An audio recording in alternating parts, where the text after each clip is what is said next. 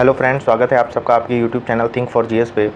Audio lecture श्रृंखला की श्रेणी में आज हम बात करेंगे भारत में बाढ़ के बढ़ते हुए खतरे पर। इसकी क्या चुनौतियां हैं भारत में, इसके समक्ष हम और क्या प्रावधान कर सकते हैं, इनके क्या उपाय हो सकते हैं, भारत सरकार ने इनमें क्या प्रावधान किए हैं, इन्हीं सारे पहलुओं पर आज हम चर्चा करेंगे अपने इस आज के ऑडियो लेक्चर में। तो फिर चलिए शुरू करते हैं आज का ऑडियो लेक्चर। तो जैसा कि हम लोग जानते हैं कि भारत में साल दर साल सूखे और बाढ़ की दोहरी चुनौतियाँ बढ़ती जा रही हैं, ठीक। और भारतीय मानसून जो है वो वार्षिक वर्षा का लगभग अपना 75% योगदान जो उसमें है वो मानसूनी वर्षा का है, और इसकी अवधि निरंतर घटती जा रही है, अनिश्चितता भरी है, ठीक।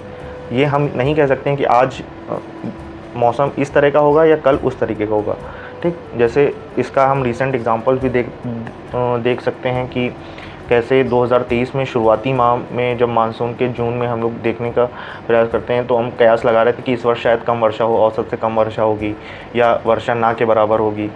लेकिन जैसे जैसे मानसून आगे बढ़ता गया और इतनी ज़्यादा बारिश होने लगी कि आज ऐसी स्थिति बन गई है कि बाढ़ जैसी स्थितियाँ आ गई हैं, ठीक। कई राज्यों में बाढ़, दिल्ली, मुंबई, राजस्थान, कई सारी जगहों पे बाढ़ जैसी स्थितियाँ बन गई हैं। तो ये कहीं ना कहीं जलवायु परिवर्तन की घटनाओं का परिणाम हो सकता है, ठीक है। इसको विश्लेषण करने की ज़रूरत है, और साथ ही इन घटनाओं का अगर विश्लेषण करें तो हम देखते हैं कि हर साल लगभग औसत एक बड़ी बाढ़ की घटना हमारे सामने आती रहती है, ठीक। पिछले वर्ष उत्तराखंड, उसके पहले महाराष्ट्र, इसके पहले राजस्थान। तो हर वर्ष कहीं ना कहीं एक बड़ी घटनाएं बाढ़ की हमारे सामने आती रहती है। इस वर्ष देखिए दिल्ली में कितना ज़्यादा पानी है, ठीक। तो ये कहीं ना कहीं घटनाएं हमारे सामने आती रहती हैं, ठीक। फिर भारत में बाढ़ हेतु उत्तरदायी कारक कौन कौन से हैं? तो पहला कारण है कि अत्यधिक वर्षा, ठीक, औसत से ज़्यादा वर्षा। तो ये बाढ़ का सबसे आम कारण है, क्योंकि इसमें ये नहीं पता रहता कि कहाँ पे कितनी ज़्यादा वर्षा हो जाएगी, ठीक। जैसे दिल्ली में इस वर्ष औसत से काफ़ी ज़्यादा बारिश हो गई तो वहाँ पे बाढ़ की स्थितियाँ उत्पन्न हो गई, ठीक है। और इसका एक कारण ये भी हो सकता है कि नदी में जल ग्रहण क्षमता उसकी क्षमता से अधिक हो जाता है। जैसे यमुना का जल स्तर लगातार बढ़ गया, या बांधों या रिजर्व से पानी एक साथ छोड़ दिया गया तो नदियों में एक्सेसिव वाटर हो गया, जिससे बाढ़ की स्थितियाँ बन गई, ठीक है। फिर अन्य कारण है बर्फ़ का पिघलना। तो ये भी कारण कहीं ना कहीं हमारे ग्लोबल वार्मिंग से रिलेटेड है, क्योंकि जब तापमान बढ़ेगा तो बर्फ़ और ग्लेशियर पिघलेंगे, जिससे नदी का जल स्तर बढ़ेगा, ठीक। इससे फ्लैश फ्लड जैसी घटनाएं उत्तराखंड और हिमाचल प्रदेश जैसे क्षेत्रों में हम लोग आए दिन सुनते रहते हैं कि ये घटित होती रहती हैं, ठीक। फिर नदियों के अतिप्रवाह के कारण भी बाढ़ जैसी घटनाएं घट जाती हैं, क्योंकि ये ऊपरी क्षेत्र में तीव्रता से निकलती हैं, लेकिन जब नीचे के क्षेत्र में आती हैं तो पहले से ही जब नदी अपने में गाद और मृत्तिका समाहित करके उनका जमाव कर लेती है तो वो कहीं ना कहीं मार्ग परिवर्तन के कारण बन जाती हैं, जिससे मैदानी क्षेत्रों में बाढ़ आ जाती है, ठीक। फिर नेक्स्ट कारण है चक्रवात और तूफान। जैसे हम लोग देखते हैं कि हमारे देश के दोनों तरफ एक सागर हैं, एक तरफ अरब सागर, एक तरफ बंगाल की खाड़ी। तो मानसून के समय में जब तूफ़ान और चक्रवात एक साथ आते हैं तो वो कहीं ना कहीं अत्यधिक वर्षा का कारण बन जाते हैं, और अपने साथ जो सागरों से नमी लेके आते हैं तो इतनी ज़्यादा बारिश कर देते हैं कि उससे कहीं ना कहीं बाढ़ की स्थितियाँ बन जाती हैं। जैसे अभी गुजरात और राजस्थान में बिपरजॉय ने अपना तूफ़ान मचाया। इसके पहले अम्फान चक्रवात के बारे में आपने सुना होगा, ठीक है। और भारत में बाढ़ के प्रभाव कौन कौन से हैं? तो जान की सबसे ज़्यादा हानि होती है। लगभग एक डाटा कहता है कि औसतन हर वर्ष लगभग 1600 जानें जो हैं बाढ़ के कारण जाती हैं, और इस वर्ष 2023 में अभी लगभग आधा वर्ष भी नहीं बीता है और लगभग 80 से ज़्यादा जानें जा चुकी हैं, जो कि शायद वास्तविक सच्चाई नहीं है, क्योंकि ये वही आंकड़े हैं जिनकी डेड बॉडीज़ हमें मिली हैं। बहुत सारे लोग ऐसे भी बह जाते हैं या जिनका कोई नहीं होता है, उनको जानने वाले शायद कोई नहीं है, ठीक। तो वो एक रियल डाटा हमारे सामने नहीं आ पाता है, ठीक। फिर एक कारण है कि इससे सबसे ज़्यादा संपत्ति की हानि होती है।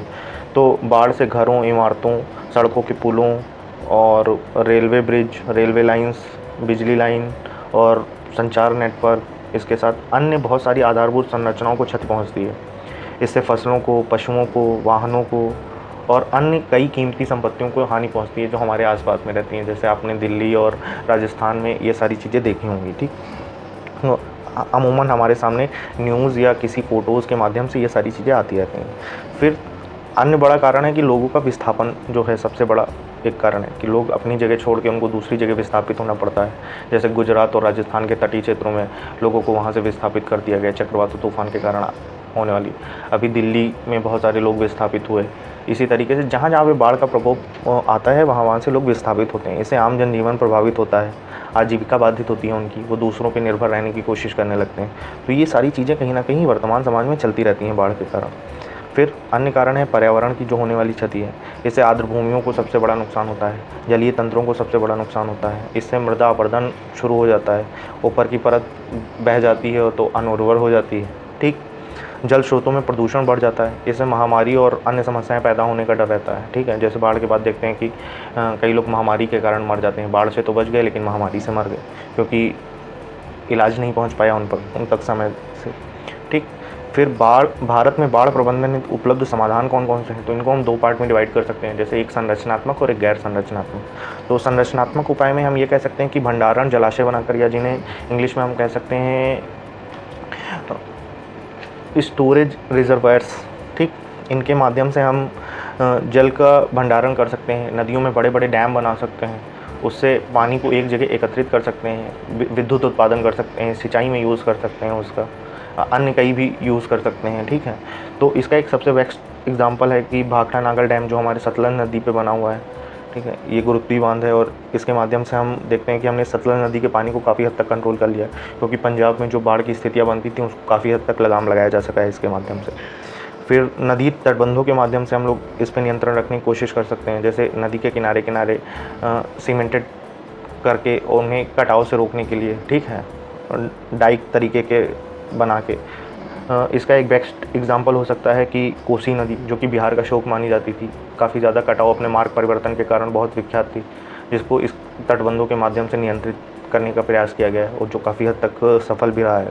ठीक, फिर अन्य प्रयास जो है वो डाइवर्जन डैम के माध्यम से हम कर सकते हैं कि मान लीजिए नदी के मार्ग में बांध ना बनाकर थोड़ी अन्य दूरी पे बनाना, जिससे उसका फ्लो को घटाया जा सके।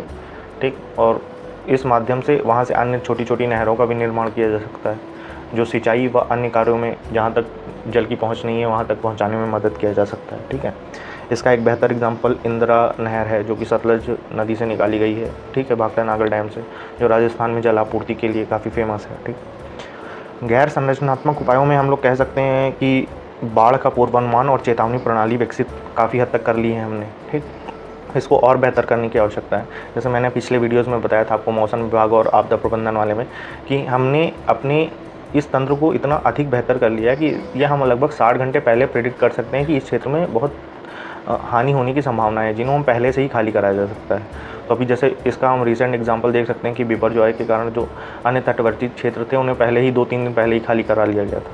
तो ये कहीं ना कहीं हमारी इस क्षेत्र में एक बेहतर उपलब्धि को दर्शाता है। ठीक, फिर नेक्स्ट पॉइंट ये हो सकता है कि बाढ़ के मैदान का क्षेत्रीकरण किया जा सकता है। इसमें हम ये कह सकते हैं कि बाढ़ को जोन वाइज डिवाइड कर सकते हैं कि ये क्षेत्र अति संवेदनशील है या ये क्षेत्र कम संवेदनशील है, यहाँ पे रहा जा सकता है या यहाँ ये रहने योग्य क्षेत्र नहीं है। तो उसका डिवाइडेशन करके हम लोगों को जागरूक कर सकते हैं।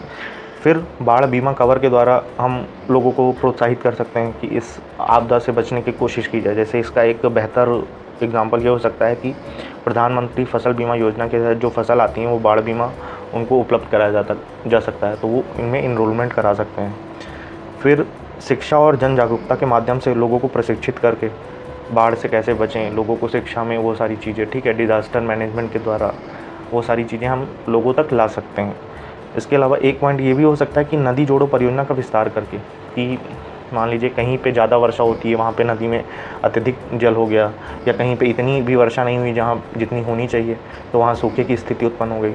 तो हम लोग नदी जोड़ो परियोजना के माध्यम से कहीं ना कहीं उनको एक दूसरे से कनेक्ट करके जल को नियंत्रित भी कर सकते हैं और सूखे और बाढ़ की समस्याओं से भी निपटने का प्रयास कर सकते हैं। तो ये कुछ पॉइंट हो सकते हैं जो भारत में बाढ़ और सूखे की घटनाओं से संबंधित थे। उम्मीद करते हैं कि आपको ये ऑडियो लेक्चर पसंद आया होगा। प्लीज़ वीडियो को लाइक करिएगा, शेयर करिएगा और चैनल को सब्सक्राइब करिएगा। ठीक।